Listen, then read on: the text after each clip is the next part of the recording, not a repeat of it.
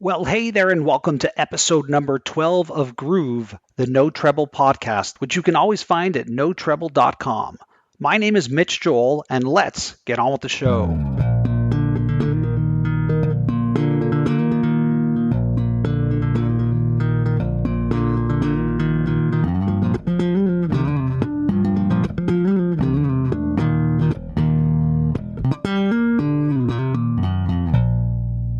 So, who are you and what do you do? My name is Stuart Hamm, and I play the electric bass. You sure do. I'm so honored and excited to speak to you today.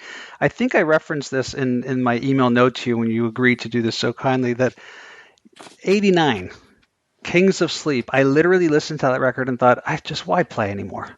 Why bother? Just put it down. Well, that's silly. It should, inspire you to research other kinds of music and explore more concepts in your own playing. It is an amazing thing though when I think about how far this instrument has come in so little time. You being one of the marquee names of the instrument, do you ever reflect on just how crazy things have become? Well, no, absolutely. I mean, that's part of why, perfect segue, one of the main features of the new record, The Book of Lies, is a 7-piece suite for solo electric bass. And I remember, when I was growing up, I remember seeing the bass player with James Brown do something weird to his bass, looked like he was pulling on the strings. Never seen it before.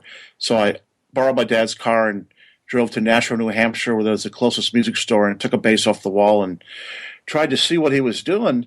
And then I remember hearing Chris Squire play harmonics in The Fish, and then Jeff Berlin playing chords, and it was also new then, right? And I certainly didn't invent those techniques or anything, but it was part of the zeitgeist of the time when I was becoming aware as a person and a musician, and I sort of put it all together in my playing.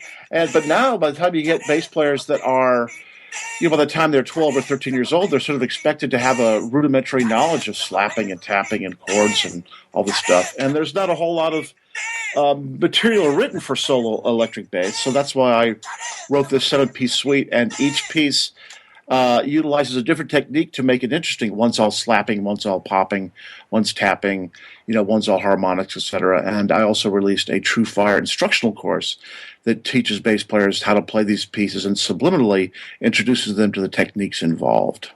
So I'm really enjoying this experience that I've had with the No Treble people building this podcast, because my idea is that I love the music that you've created, that others have created through the years. But I find that a lot of the conversation around the music that you make is around the technique, the gear, the courses, the this. My world that I'm most interested in is this sort of creative soul of what makes somebody like a Stuart Hamm want to continue to be a creative force. What is it for you? No, that's a great question, because again, the question that no one asks me is the interesting stuff, like what's that song about?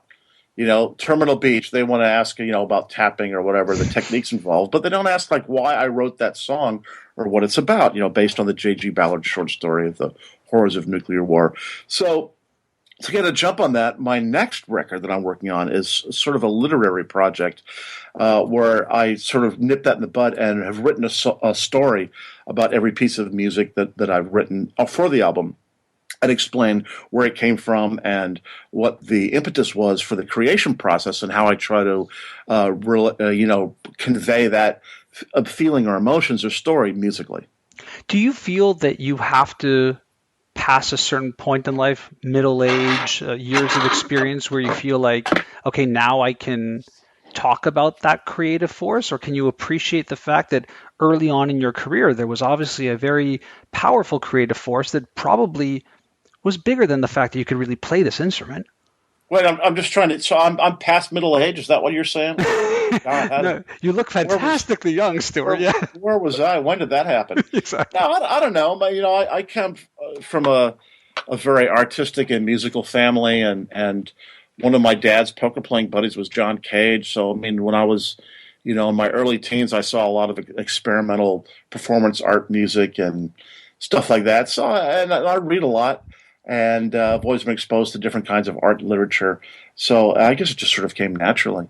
But you're making a unique bridge. And again, you have to sort of scratch beneath the surface of the music and read a little bit about it. You talked about this literary project that's coming out. This is something that's always been a part of you. And it's unique. It's unique that you'll take things from people like Philip K. Dick from, the first album to now and make the connections between things you've read and the output of the electric bass. Like it's not that common. Well, I don't know. I guess. I mean, I never thought about it that way. It's just, it's what I do. It certainly is a different world. I have no control over what people's preconceptions of me can be. And a lot of people sort of, I guess, because they're not familiar with me, but know the name, think I'm some sort of metal guy because I play with Satriani and Vai, and they're not really metal, you know? Um, so I don't know. But certainly the challenge in playing a solo bass piece is to tell a story, and it can be very challenging on a four-string electric bass. Without I'm not using any backing tracks or loopers or effects, and so to tell an interesting story that will captivate people or move them emotionally or make them laugh or be nostalgic, and so in utilizing these different techniques, it just enables me to use more interesting vocabulary to tell a story that will captivate people for, I do these solo bass shows. It's just me on stage, for an hour and a half. And if the story you're trying to tell is, look how fast I can play E minor funk, that's just a really boring story that's been told oftentimes before. So the techniques are really just in ways to get more interesting sounds out of the bass. If you think back to those early days of picking that bass off in the store and trying to figure out what that pluck was or that pull might have been, and you think about the bass player you wanted to be at that time, is there alignment with you being able to look at your life currently and think like, wow, like look at what's happened? I mean, I don't really go there.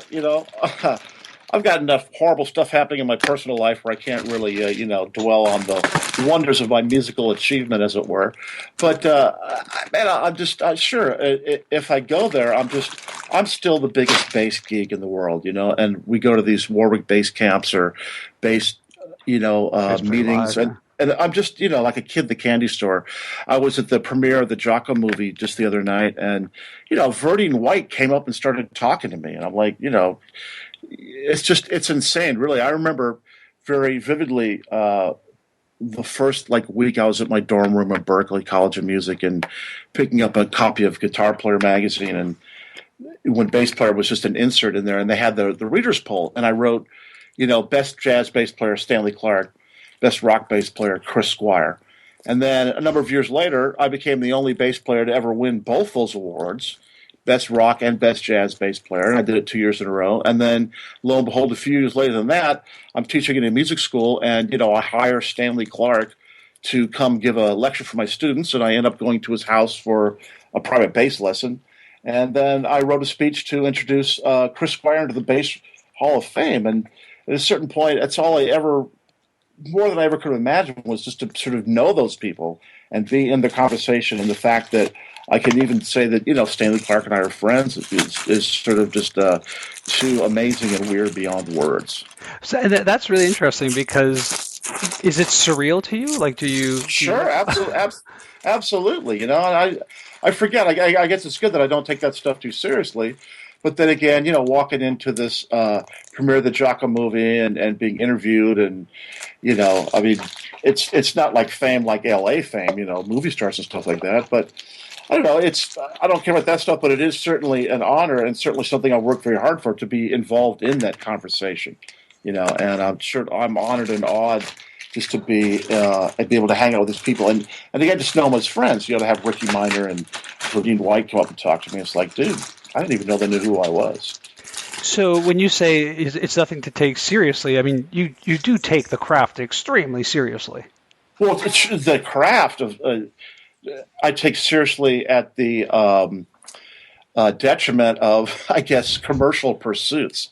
Would it be? I mean, at a certain aspect, I knew people like Steve Vai when we were at Berkeley. He had a whole plan for his life. He was going to meet Zappin, be his transcriber, and then join his band and start a record deal. And I wish I'd had that much forethought and financial planning in my life. But really, all I really thought about was I just wanted to play the bass really well. And I'm still working on it. I'm playing upright bass for the first time in decades and plugging my way through that and getting a little better every day. And still extremely motivated to practice and get better. And I really feel I am getting better compositionally and as a band leader and as a player.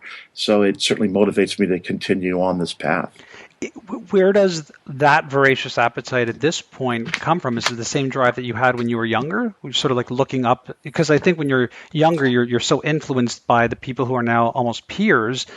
It can change. I mean, I know like my profession as a professional speaker, when I started, you sort of look up to the people who are on the Everest. You know, they're at the summit, and then as you project into your field and you become sort of peers to them, I'm often left going like, so where's that other Everest? And you realize sometimes it has to come from within now, not from Right, others. right. Well, I mean, just the. I mean, it's also just cathartic as a life event, and as certain other things see as you see, other musician friends dying and et cetera, et cetera. It's just it's more just I don't know faith in being alive, and we're doing it just because we love it. And I've got Joel Taylor and Alex Skolnick in my band, and we wake up after 2 hours sleep and drive 11 hours and do a gig at a little bar in Atlantic City, and we do it because we love it. And we're just like taking no prisoners, and as John McLaughlin said, just leaving blood on the floor because that's what we're literally keeping us alive. Do you think about the style of what Stuart Hamm is? And the reason I ask this is because words are used, and words are very powerful, right? They become icons in our brain. And I know for you, a lot of times when you ask, like, well, how would you define Stuart Hamm? The word's like, he's got a very unconventional playing style. But when I think about you, I think, wow, this guy's actually an amazing rock player. He's an amazing jazz player. He's an amazing country player. He understands classical. And I don't even think the word unconventional fits. Like, you really have this sort of generalist, but you're so specialized at the same time. Uh, Certainly, you get typecast. Like I said, I was in a funny situation where to a lot of the jazz guys, the heavy duty jazz dudes, they thought I was a sellout rock player because I did a couple gigs with bands that had some notoriety and maybe made a little money. And then for the rock dudes, I was the jazz player because I actually could play my instrument and do the names of the notes and stuff like that, which is pretty funny. And people, I mean, at a certain point, my name is Stuart. I sort of created Stu Hamm and, tried to capitalize on certain aspects of my playing that I thought, could reach the market of, the Vi and Satriani audience that I was playing with. And you can't help but be influenced compositionally and career-wise by the people you're playing with, of course. But certainly a lot of people don't know that I started playing bass by playing upright in, big bands and walking through changes. And, it's funny, I was, for years, True Fire sponsored this event at the NAMM show every Saturday night. It was Muriel Anderson's All-Star Guitar Night. And Danny Gottlieb and I were the house rhythm section. And I would get to play with Hawaiian slack key guitar players, blues guys, shredders, country people, legends, young people, and people that just think I'm just the guy that plays Moonlight Sonata on the bass. The Brad Wenkos, the owner of the True Fire, came up to me and said, "Wow, you're a good bass player." Like it was a surprise and an insult. But sure, man. I mean, I can read my ass off. I can read treble clef. I can swing like a mofo, and certainly, people just know more of the stuff that I've publicized that way. Just like there are a lot of great bass players that no one's ever heard of, because most of the work for bass players is sort of anonymous behind the scenes. And that's the whole that's the reason why I wanted to have these conversations. I mean, it's not good that this instrument is like that, is it? Of course it is. Okay, so contrary to what I thought, Stuart, go ahead. No, because I mean, that's certainly the bad part, dude. I was in Korea early this year, helping do some auditions for a music college, and the guy came up and played this solo piece, and he said that he took a class in high school in Korea on solo bass playing, and at a certain aspect, that's just like the most horrible thing in the world, and the folly can be those people that have grown up on that, and like their first, you know, introduction to bass is Les Claypool or Victor Wooten, or me doing these flashy solo stuff. When we all started out playing 1-4-5 and learning cover tunes, right? And if you jump right to that without learning the basics, you're kind of like me on a computer, and that gets upset when they don't understand how Excel works, when you never took the time to actually take a class and learn how it works, right? And no one wants to hear, I was playing, God, what was it, Sunday, the blues gig, and, you just start playing 1-5 in the key of G, and you've got Dock of the Bay. And you play those two notes and everyone knows what it is. And that is just such the power of bass. And if you don't think that that's cool, then I don't know, you should just play stick, or I don't know. I guess now there are people that are just solo artists and not bass players. And that's just sort of a weird thing. And again, for somebody like me who I sort of had this gap because I play, but I'm more of a fan of the music and fan of the people who play the music than a player. That was the most shocking thing, is coming back and seeing how evolved that solo side of the instrument had become. And to a certain degree, I guess, the way the bar has been raised in terms of what we even consider to be bass playing today. But if I go back in time and think about the early music that you were doing and the pleasure I was getting from how you were thinking about composition, there's a bit of a gap, right, between that soloing thing and what you brought to the music of bass. Wow. Well, I don't know how to comment on that. I mean, it's certainly come a long way, and the bass is only 67 years old. I've been playing bass 43 years or so, but it's really illuminating. I just Monday night I went to the L.A. premiere of the Jaco documentary that Robert Trujillo had, and every bass player in the world was there, as I was saying. But I mean, there's just he's the guy that started it all for all of us, and it's just obviously, we know that the story doesn't end well, and it's just such a sad, tragic movie, but that's almost tempered enough by the fact that just seeing him play is just still so illuminating and inspirational. Just his fingers and what they were able to do in a bass are just so beautiful, But isn't a big part of that, and that's sort of where I was going, is that it wasn't about the soloing or the speed. It's that, to me, the soul of Jaco, and I'm about as big of a fan as they come, is in the fact that he made this, what was really a rhythm type thing, a musical thing. That to me was the transformation of Jaco and the instrument. Yeah, I mean, also, I just, growing up in classical music, and I love hearing people play solo instruments. I mean, I listen to Glenn Gould every day of my life. And, but I never thought of the bass as a solo instrument. Taking a solo is one thing, walking through changes, whatever. But as a solo instrument, he was able to just, start with, polyphonics and laying down a root. And then he had the echoplex going. It was, an eye opener for everybody. I want to cycle back to something I asked you earlier and ask it in a more direct way and get your reaction. Are you happy with the fact that people would define you as being having an unconventional playing style, or are you like, nah, that ain't it at all? Oh man, I'm just glad I'm in the conversation. The fact that people are talking about me, I'll take that. Certainly it was maybe unconventional back in the day, but like I said, now, I mean, you got everybody. It would be hard to find a bass player now who. Again, that they're probably more aware of slapping and tapping than being able to, play the changes of Autumn Leaves or play Brown Eyed Girl, right? You went, the Berklee College of Music story, it's well known. You've told the story a ton. You met Vi there, you met Satriani there. How transformative was it for you in terms of just raw education? And I ask this because there's a lot of camps on what education brings to an instrument, and in particular the bass for sure. And you really did go a formalized route, which I still consider you an informal player. But what do you take from that education process? Is that what made you an educator yourself?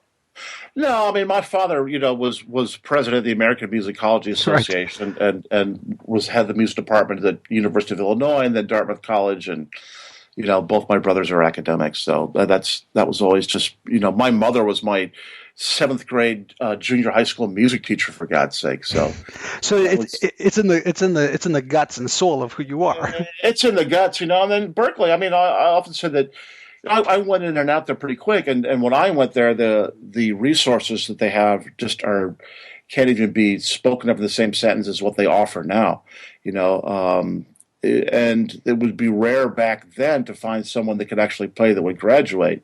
So I went there and I met people, and my education became being on the road.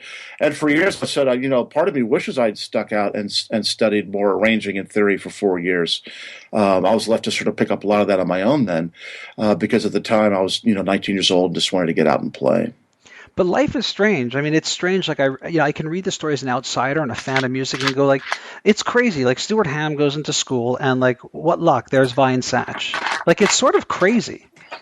It's crazy. I mean, I didn't meet Joe at Berkeley. I met him through my association with With Steve Steve, Vai. yeah, But I met a lot of cats at Berkeley. I met this guy named Stefan Kramer, sure. who's a drummer from Aachen in Germany, and I spent a year living in Germany playing with him in a German fusion big band, and it was great. So you've taken that education component and would you say it's always been a part of your career? Or do you find that now you are becoming more inclined to be on the education? Like, how do you sort of divide the balance of it? Because it's not easy. I mean, you still you're a creative force, you still tour, you create new music, but it's like having those three things, it's a lot. I mean, a lot of that it's not a conscious decision. It's just the fact of having to wear many hats to make a living as a musician as well. Um, but certainly, yeah. I mean, that's a thing. I went through this thing where I was at Musicians Institute, and it sort of ended tragically, where I was hired to do one job, and then in my 2 years there, I had five different bosses. And at the end, the fifth boss, sort of wanted me to do something that was not what I was, hired to do. So at that point, I guess I really had to make a choice between, did I want to just spend the rest of my life, with the mantle of, chairman of the bass department, when in this particular iteration, it's just all about meetings and Excel documents and spreadsheets and stuff like that. And at that point, they wanted me to sort of commit to where I wouldn't be able to keep out and playing. And so it's sort of more of an economic uncertainty. I certainly, if forced between that decision, I'll choose, hopping in the van and heading to the gig any day. So you're talking about back in 2000, I think it was 11, you were invited by Musicians Institute to basically be the director of the bass program. Correct. And so, which again, you sort of read that on paper and go, Stuart. But it's interesting that like, it's almost like there were people behind the scenes not letting you do the thing in which they probably wanted you to do. Oh, I mean, I can't address that. I don't want it to make it seem like sour grapes or say anything negative about MI. Though some people there, I guess I could. I know that Maurice, who runs the department now, is a great friend of mine, and I was able to do some really good things at the time there, and it was a really interesting challenge that I took very seriously. And then again, the job that my fifth boss in 2 years had, that he thought I should be doing, is no way related to the job that I was hired to do. So, hey, man, stuff happens.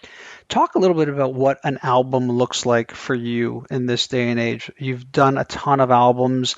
Again, the creative force of what you put out into the world, undeniable.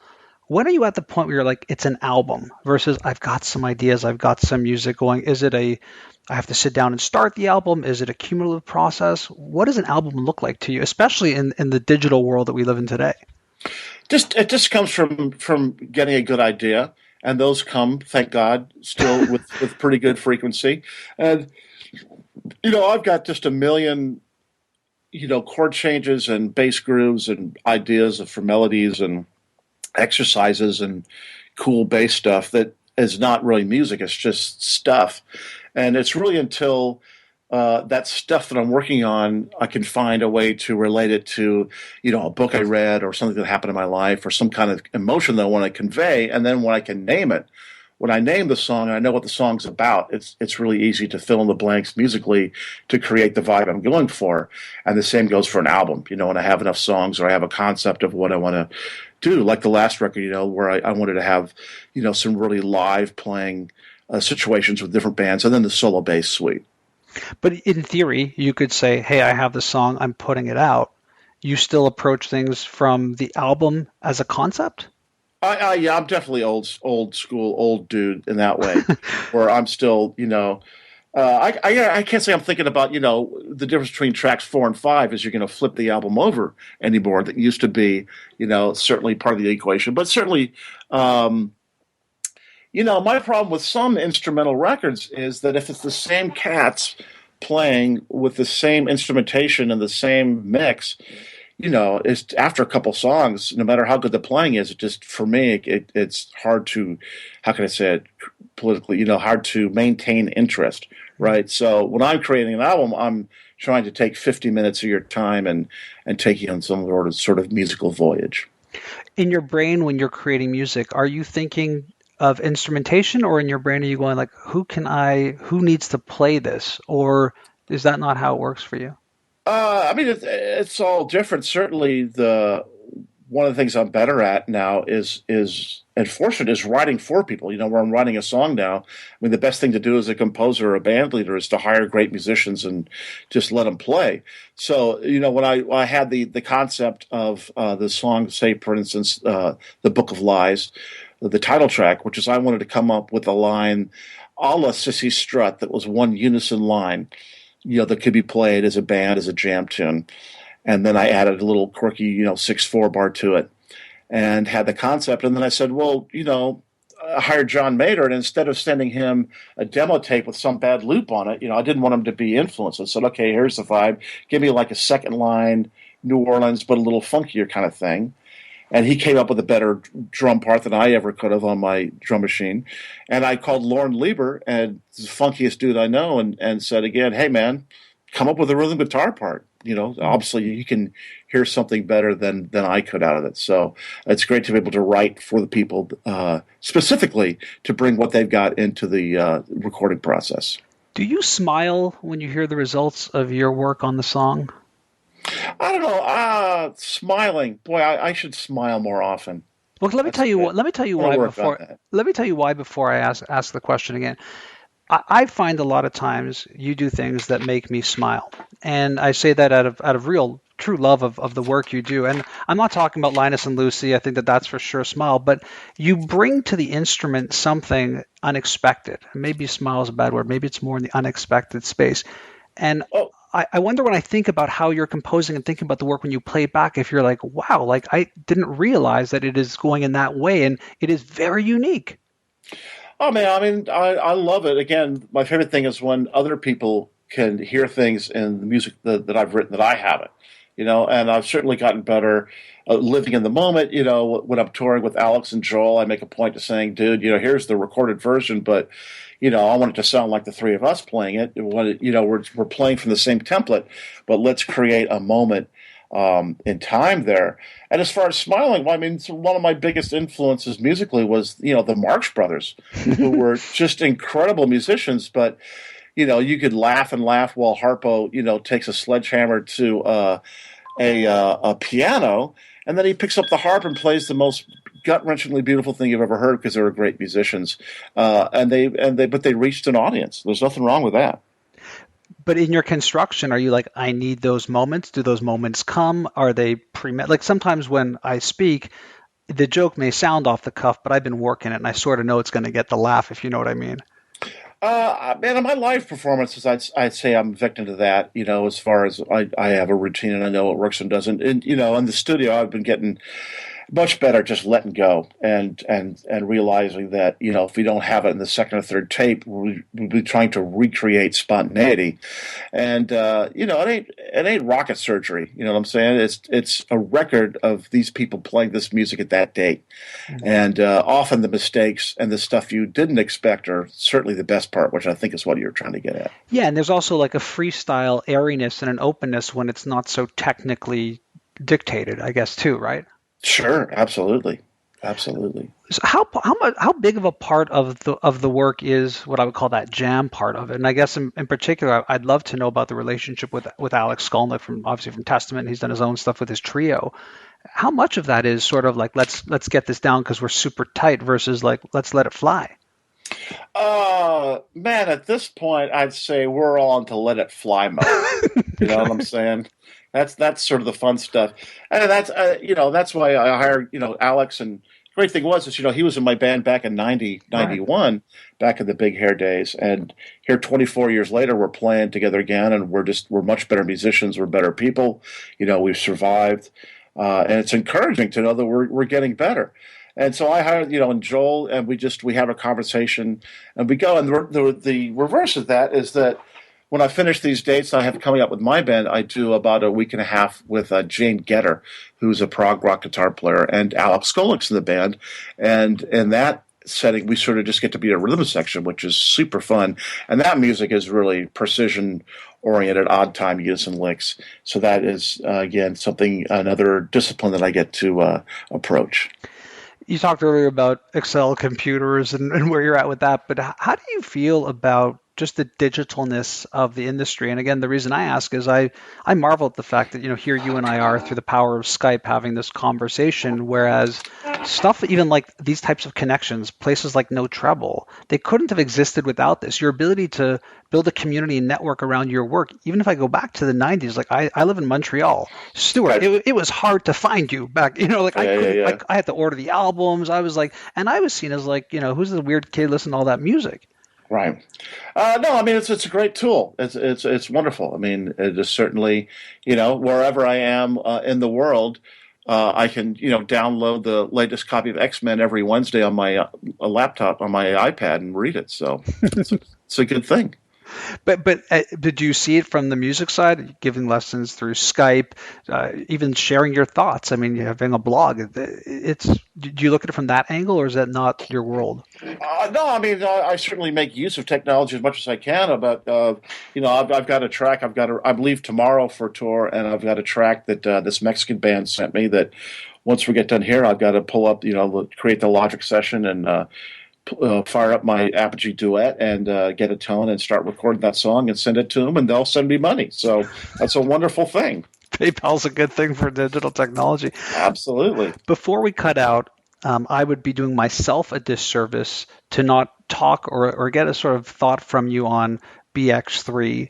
I think we all know what it was and what the intent was, and I think it's also pretty well documented how hard it was for you to make it happen and have it go. Do you think things have changed since then and that it could work again? Um, Hint, hint. Nudge, nudge. it was again, man. It was such a colossal amount of just like emails and BS that I, as de facto organizer, had to put up with. And at the end of the day, I ended up just because it was my baby making less money than anyone else. And at this point, I'd rather to devote all my energies into lining my pocketbook with all that tons of cash I make touring and selling records. That makes it. I'll do it if someone would just say, "Here's the tour, show up," like Jeff and Billy did. I just Right. they set them. I mean, they were involved, but it's like I said, when you have breakfast, when you have bacon and eggs, the chicken was involved, but the pig was committed. You know what I'm saying? Yeah. And so I can't say if I really have the stomach to do that. I mean, I saw Bill just the other day at the premiere of the Jaco movie, and I know he's incredibly busy right now. And that's the other thing is just trying to find friggin' 6 weeks where we're all available. But who knows, man? I could wake up one day and just have that hair up my ass and say I want to do it, and when I decide I want to do it, it will happen. It could be other guys too. It doesn't have to be those two guys, does it? It worked so well. It was Oh, okay. such a frightening prospect, and sadly, I've been involved in way more multiple bass jams at bass days and bass camps, and it often doesn't work, man. I mean, the reason I picked Billy and Jeff, number one, is because I'm just such fans of their playing, but the three of us have completely different approaches to music, different styles of music, and different tones. Where if it was like, say, me and Victor and Evan Brewer, you got three guys that are sort of tapping and slapping in the same sort of basic approach to the music and sound, then it's just going to sound like monkeys on a typewriter. Whereas when Jeff and Billy and I played at the same time, you usually got some local sound man who didn't know nothing. He's going to be able to differentiate those three bass tones, and they will not compete with each other and hopefully complement each other. How much of what you see now just in the instrument is an evolution of the playing versus an evolution of the physical technology of it, whether it's amps, gear, pedals, the actual physical bass. Do you think that that idea of tone and how people play still has a longer road, or do you think that I think we've come to this is how people play type of thing when it comes to the bass? Tone, I don't know, man. That's a whole discussion, and then you can get back into the bad world of digital, and how crappy stuff sounds on your phone. Right. Music wasn't meant to be listened to, by iTunes on your friggin' phone. Um, but I guess the danger would be, with the advent of technology, people losing tone. There are certain bass players who use a lot of effects and stuff like that. That's not really my cup of tea. And seeing the Jaco movie again, man, he just picks up any bass, and that magical, beautiful sound is just his fingers. So it's certainly something you don't want to get lost. Is that the first thing you need to do is music is it's supposed to sound good. Is instead of learning how to play a lot of notes, let's make sure you learn how to play one note that sounds really good. Yeah, I can't thank you enough, Stuart, for making the time. I know like you said, you're just about to head out on tour. I know that people were super excited to see that you'd be taking part. And what I'm trying to do is just build this large oral history of great players like yourself. So thank you so much for the time. And I was thrilled to see the Book of Lies, which is your new album. And I'm just hopeful that I get to hear a lot more albums as each year progresses. No pressure.